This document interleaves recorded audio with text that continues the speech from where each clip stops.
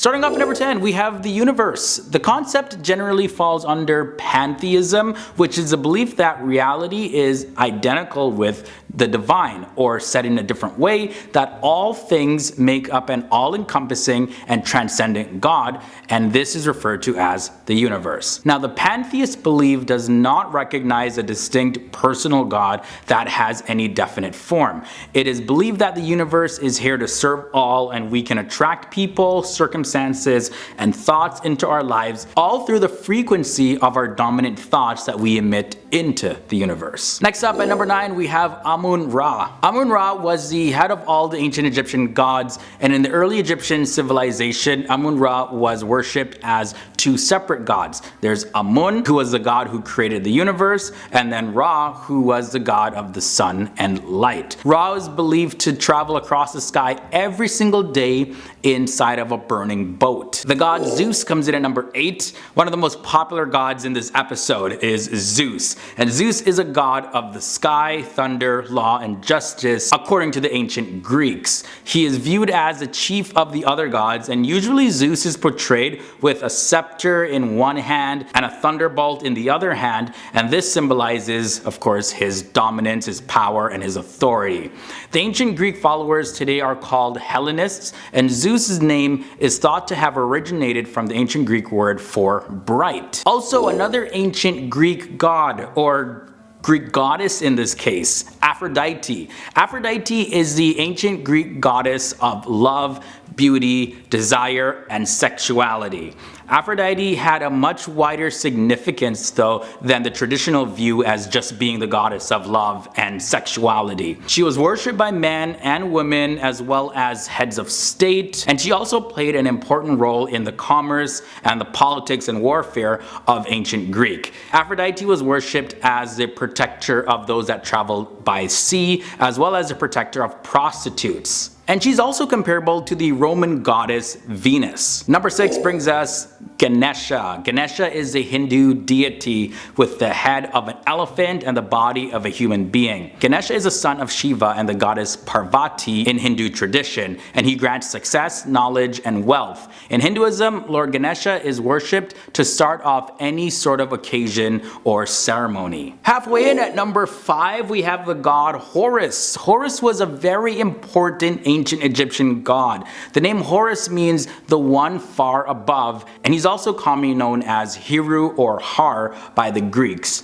Now, Horus was originally the sky god, but he's also known as the god of war, the god of hunters, among other titles, and he played the role of the protector of the ruler of Egypt. It's also from Horus where we get the all-seeing eye, which is linked to secret societies like the Illuminati. So very popular symbol. You can find this thing everywhere. Moving on now, we have Brahma up next. In Hinduism, the creation of the world and the universe and everything seen and unseen is attributed to Brahma. He's depicted as having 4 faces looking in each direction, and while Brahma is often credited as the creator of the world, he is described as being born from a lotus coming from another Hindu god, Vishnu. However, Brahma is supreme in the triad of the great Hindu gods, which includes Shiva and Vishnu. Now, in Hinduism, there's a spiritual concept called Brahman, and it's believed to be far older than the deity Brahma. And many scholars say that Brahma may have come about as a personal conception and visible icon of the god that had no form, or the universal principle that Hindus called Brahman. The god Shiva comes in at number 3. Shiva is one of the most worshipped of all of the Hindu gods. He's viewed as Anant, which means infinite, and the god of the yogis. He's also the destroyer of the world, and he's given the title of destroyer, but in a positive sense, like, destroying the ego and attachment to old harmful habits. He's seen as a great purifier, and Shiva is also probably the most popular Hindu deity because of his unique attributes. Only 2 gods left. Number 2 brings us Allah. Allah is how how Muslims refer to the one God. Now, Muhammad, who was the final prophet in Islam, was a messenger of Allah, and it was believed that the angel Gabriel came from God and delivered the words of the Quran to the prophet Muhammad at the age of 40. And then at that time, Muhammad began to preach about Allah, that God is one, and that surrender to this God is the only way. And now Islam is the second largest organized religion in the entire world, next to Christianity. Allah is a being who's unlike any other, who has no set form, doesn't look like a human or any sort of creation. No one can see Allah, but Allah can see all. And finally, at number 1, the most popular God worshipped is Jesus. With over 2.2 billion Christians in the world, Jesus Christ is the central figure of Christianity and the most worshipped God in the world currently today. Unlike normal humans, it's believed that he lived in the heavens before he was born into the earth. And he's considered to be God, equal with God the Father, and also equal with the Holy Spirit. It's believed that the record of his teachings can be found in the New Testament of the Bible, and that he came to die for the sins of human beings, and then he ended up rising from the grave and ascending into heaven, and now Christians await for the return of Jesus. And starting at number 10, we have the god Indra. Now, Indra was the most important god in the Vedic religion, and later he became a major figure in Hinduism and also in Buddhism. Now, Indra is often seen wielding thunderbolts and looks really fierce, but he's generally very kind, giving peace and prosperity, as well as he delivers rainstorms, all to benefit planet Earth so crops can grow and we have fresh water constantly coming down. He can also be called upon in times of war to give support. The god at number 9 is the god Hanuman. So Hanuman is the Hindu monkey god, and he's one of the most celebrated and most worshipped figures in the Indian religion, and probably one of the most commonly recognized one as well. Now, there's many stories that are told about Hanuman's childhood. It's said that as the son of Shiva and of a monkey, Hanuman is often described as very spirited, restless, energetic, and also very inquisitive. However, as an adult, the monkey god Hanuman, he really starts to come into his own. Harihara is the god that comes up next. Now, Harihara in Hinduism is a deity combining two major gods. There's Vishnu, also known as Hari, and Shiva, also known as Hara. There we have the name Harihara. Harihara is also called Shambhu Vishnu as well as Shankara Narayana, using variants of the names of the two gods. Now, Harihara first appeared in the classical period. In images of Harihara, the right half is depicted as Shiva and the left half is depicted as Vishnu. The hands of Shiva hold the Trishula or the trident, a drum, and a small deer, and sometimes he's depicted wearing a tiger skin. Coming up next at number 7, we have the Hindu god Kartikeya. Lord Kartikeya is also called by several other names like Subramanya, Skanda, Murugan, as well as many others. Now, he's deemed as the son of Lord Shiva and Mother Parvati. Kartikeya is also the younger brother of Lord Ganesha. Kartikeya is a Hindu god of war, and he's predominantly worshipped in South India as well as Sri Lanka. You can also find people worshiping him in Singapore and also in the country of Malaysia. Now, moving on to number 6, we have the god Krishna. You see, Krishna is one of the most widely revered as well as one of the most popular of all of these deities. Krishna is worshipped as the 8th incarnation or avatar of the Hindu god Vishnu and is also a supreme god in his own right. Krishna became the focus of numerous groups which have, over the centuries, produced a whole lot of religious poetry, as well as music and painting. And he's a god of compassion and love in Hinduism. And oftentimes you'll see him depicted with a flute. And Krishna is also the central character in the Hindu scripture, the Bhagavad Gita. Now, halfway in, we come to the Hindu god Rama. Rama or Ramachandra, is the seventh avatar of the Hindu god Vishnu, and he's most notably known for the slaying of the demon king Ravana. Now, Lord Rama is considered by many Hindus to be based on an actual historical figure, and he's probably one of the most virtuous heroes in Hindu mythology. And he, along with his wife Sita, are an example of true devotion in marriage. He's considered the perfect embodiment of humankind, not only mentally, but also spiritually and physically as well. Now, Hindu followers celebrate him during the festival Diwali, which is known as the Festival of Lights. We mentioned Ganesha, but Ganesha gets his own spot on this list at number 4. Now, Ganesha, also spelled Ganesh and also sometimes called Ganapati, is the Hindu god with the elephant head who is traditionally worshipped before any sort of major project or business endeavor. His name both means Lord of the People as well as Lord of the Ganas. Now, Ganesha is the chief of the Ganas, which is the goblin host of Lord Shiva. Now, his vehicle is the Indian bandicoot, which symbolizes Ganesha's ability to overcome anything to get what he wants. And this is why he's honored so much in the religion of Hinduism. Vishnu is up next at number 3. So Vishnu is one of the most popular Hindu gods, and more people actually follow him than any other of the Hindu gods. Now, these followers are called Vaishnavas, and they worship Vishnu as well as his incarnations. Vishnu is part of the Hindu trinity, which includes Brahma, the creator, Shiva, the destroyer, as well as Vishnu, who is the preserver. Now, Vishnu is associated with most of the good in the world and acts as a balance to Shiva, acting as a destroyer. He acts as a preserver, both creating order as well as keeping the order that's created. Brahma is the Hindu creator god, and he's also known as the grandfather and as a later equivalent of Prajapati, who is the ancient first god. Now, Brahma, due to his elevated status, is not seen in as much artwork as well as myths where gods take on human forms and characters, but is rather generally portrayed as an abstract or metaphysical ideal of a great god. Now, in later Hindu epics, Brahma is no longer worshipped and his Hindu myths are assigned to other gods, yet he always maintains his status as the creator god. Finally, at number 1, we have the Hindu god Shiva. Now, Shiva is the destroyer and also one of the most powerful Hindu gods and is part of the Hindu trinity.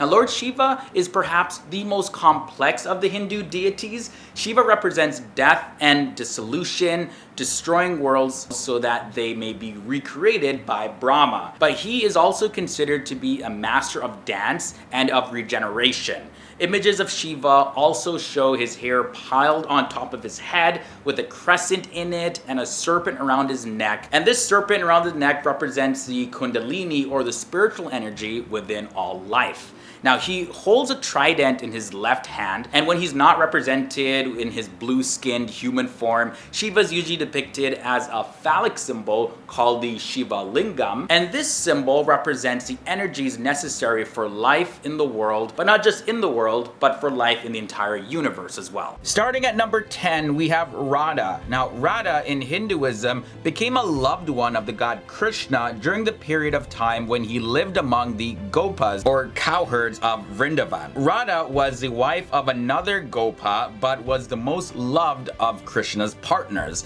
In Vaishnavism, the female Radha is sometimes interpreted as symbolizing the human soul, and the male Krishna symbolizes God. Next up at number 9, we have Kamadhenu. So Kamadhenu is also called Sarabi and is the mother of all cows according to ancient Hindu scriptures. She is the cow of plenty who grants wishes and desires, fulfilling all that the human heart could even imagine. Cows are considered holy in India. Many of you know this. Why? Well, because they are the earthly embodiment of Kamadhenu. At number 8, we have Tulsi. So Tulsi, or Tulasi, known as holy basil, is also known as Vrinda, and it's a sacred plant in Hinduism. Hindus consider it as an earthly manifestation of the goddess Tulsi or Vrinda, and many Hindus have Tulsi plants growing in front of their house or near their house, and this plant has many health benefits as well. Tulsi is especially sacred in the worship of Vishnu, and any disrespect towards Tulsi may result in you feeling the wrath of Vishnu come upon you. So at number 7, we have the Hindu goddess Ganga. In Hinduism, the river Ganges is considered sacred and is personified as the goddess Ganga. She is worshipped by Hindus who believe that bathing in the river causes the cleansing of sins and helps moksha, which is the liberation from the cycle of life and death. Ganga is depicted with 4 arms and sitting on a crocodile or surrounded by crocodiles. The Hindu goddess coming in at number 6 is the goddess Sita. So Sita is the consort of Lord Rama, who's an incarnation of Vishnu and Krishna, and an avatar of Sri Lakshmi, the Hindu goddess of good character, good fortune, prosperity, success, and happiness. She is regarded as the epitome of who a spouse should be and feminine virtues for all women. Sita is described as the daughter of the earth goddess Bhumi, and Sita is known for her dedication, self-sacrifice, courage, as well as her purity. We're halfway through this episode, and the goddess Kali is up next. Kali is the Hindu goddess of death, time, and the end of the world, and is often associated with sexuality and violence, but is also considered a very strong mother figure and very symbolic of motherly love. Now, one thing about Kali is that she also embodies Shakti, which is feminine energy, creativity, and fertility, and is an incarnation of Parvati, which is the wife of the great Hindu god Shiva. Now, Kali is most often represented with a necklace of heads, a skirt of arms, with a knife dripping with blood. Saraswati comes in at number 4. She is a Hindu goddess of learning, wisdom, music, and beauty. She's also known most commonly as Bharati, meaning eloquence, Shatarupa, meaning existence, and Vidimata, which means the mother of the Vedas. She's also a big supporter of the arts and science and the wife of Brahma. Saraswati is also worshipped as the goddess of learning in Jainism and by some Buddhist groups as well. Only 3 more goddesses to go, and at number 3 we have Lakshmi. Lakshmi is a goddess that symbolizes good luck, and the word Lakshmi comes from the Sanskrit word Lakshya, meaning aim or goal, and in the Hindu faith she is the goddess of wealth as well as prosperity, not just material but also spiritual as well. For most Hindus, Lakshmi is the household goddess and a favorite for women.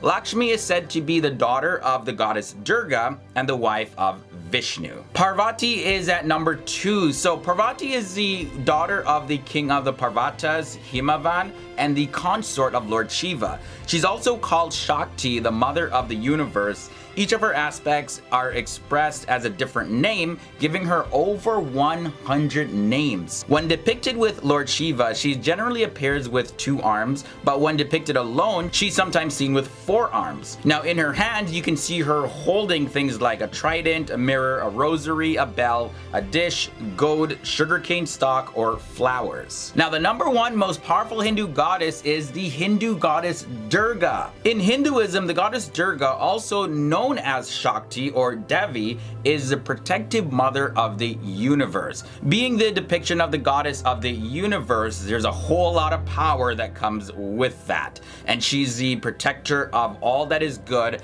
and harmonious in the world. She's depicted as multi-limbed and often sitting on a lion or tiger. Durga really battles the forces of evil in the world, making her the most powerful Hindu goddess. Kicking off this episode at number 10, we have Indra. So Indra was the most important god in the Vedic religion and later became a major figure in Hinduism and in Buddhism. Indra is often seen wielding thunderbolts and looks pretty fierce, but he's generally kind, giving peace and prosperity as well as delivering rainstorms to benefit the earth. He can also be called upon in times of war to give support. Next up at number 9, we have Hanuman. So Hanuman is the Hindu monkey god, and he's one of the most celebrated and worshipped figures in Indian religion. Now, there's many stories that are told of Hanuman's childhood as the son of Shiva and a monkey. Hanuman is often described as being very spirited, restless, energetic, and pretty mischievous. However, as an adult, that's when the monkey god Hanuman really comes into his own. At number 8 now, we have Harihara. So Harihara in Hinduism is the deity combining the two major gods Vishnu and Shiva, where Hari represents Vishnu and Hara represents Shiva. And Harihara is also called Shambhu Vishnu as well as Shankara Narayana, using the variants of the names of the two Hindu gods. Harihara first appeared in the classical period. Now, when you take a look at images depicting Harihara, you'll notice that on the right half it depicts as Shiva, and on the left is depicted as Vishnu. Alright, so number 7, we have Kartikeya. Now, Lord Kartikeya is also called by several other names like Subramanya, as well as Murugan and many other names. Well, this god is deemed as the son of Lord Shiva and Mother Parvati. Kartikeya is the younger brother of Lord Ganesha. Now, Kartikeya is the Hindu god of war and is predominantly worshipped in South India, Sri Lanka, as well as Malaysia and Singapore. The next Hindu god we're taking a look at number 6 is Lord Krishna, one of the most widely revered as well as most popular of all the Indian gods, is worshipped as the 8th incarnation or avatar of the Hindu god Vishnu, and is also worshipped as a supreme god in his own right. Krishna became the focus of numerous groups which have over the centuries produced a lot of religious poetry as well as music and paintings, you name it. Now, he's a god of compassion and love in Hinduism, so a lot of people can relate to that. Next up, we have Rama at number 5, halfway in. Rama, or Ramachandra, is the 7th avatar of the Hindu god Vishnu, and he's most notably known for slaying the demon king Ravana. Lord Rama is considered by many Hindus to be based on a historical figure and is probably the most virtuous hero from Hindu mythology, and he, along with his wife Sita, are an example of true love and devotion